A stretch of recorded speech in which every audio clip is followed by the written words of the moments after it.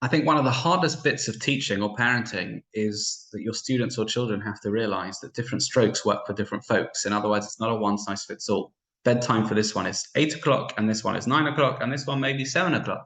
It's really hard to differentiate when you've got a group of people there who each feel that 1 second it's unfair. Why are they more? Why are they less? Why are they different time? Why are they later, earlier? Difficult, very, very difficult. Parashas Yisro has a bit of a message in that regard. Listen to this. There's a pep talk that Moshe gives before Matan Torah. He says, "You are the chosen nation. You're the Am Skula. Yeah, you're it. You've come from slavery. Now you're getting the Torah." The problem is Hashem dictates this message and says, "I'm not allowing you, Moshe, to add any words. You're allowed to say this and no more." Okay, that's a good message.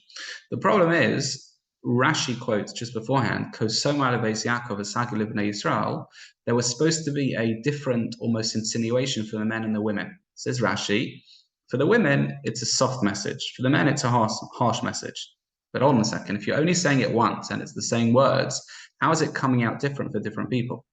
It explains one of the Gerer Rebbes the following beautiful idea. Sometimes you can say the same message, but it's heard in different ways by different people. We've all had that when someone has misunderstood what you've said.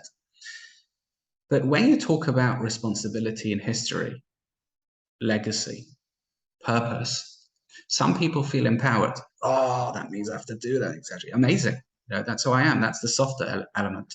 But some people feel, oh my goodness, the weight of history is on my shoulders. I have a responsibility. I must do it.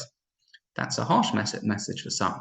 So interesting, within the same words, depending on people's constructs and backgrounds, you have two different messages going on. When we speak to people, both personally and publicly, just have to make sure that we know exactly where they are, exactly what we think they're going to get from our message, and to make sure we're on key.